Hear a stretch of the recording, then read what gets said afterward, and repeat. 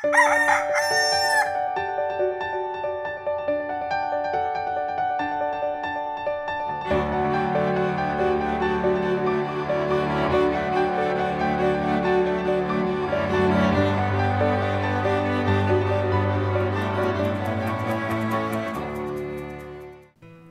umaga po at maligayang Pasko ng pagkabuhay.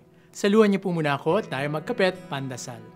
Nitong nakalipas na linggo, nakaisa tayo sa buong simbahang nagdiwang sa Pasko ng pagkabuhay o Easter. Ang ating Panginoon, matapos dumanas ng pasakit at kamatayan, ay muling nabuhay. Tinalo ang kapangyarihan ng dilim, nilupig ang kasalanan, pinangibabawan ang kamatayan, upang tayo ay lumaya at makiisa sa kanyang buhay.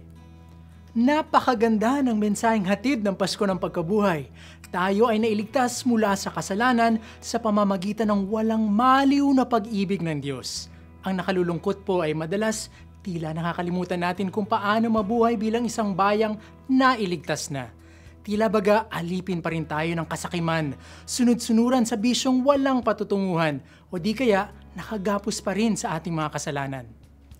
Tayo po ay nabiyayaan na ng bagong buhay, napalaya mula sa tanikala ng kasalanan, kung kaya't inaaniyahan at binibigyan pa tayo ng kakayanan ng ating Panginoon na magmahal ng katulad niya, makibahagi at magbahagi ng buhay niya sa ating kapwa.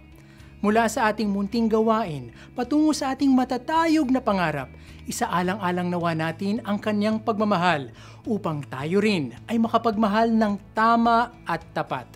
Ako po si Bro Arnold na muling nagpapaalala, huwag sayangin ang bagong umaga dahil every morning is a blessing.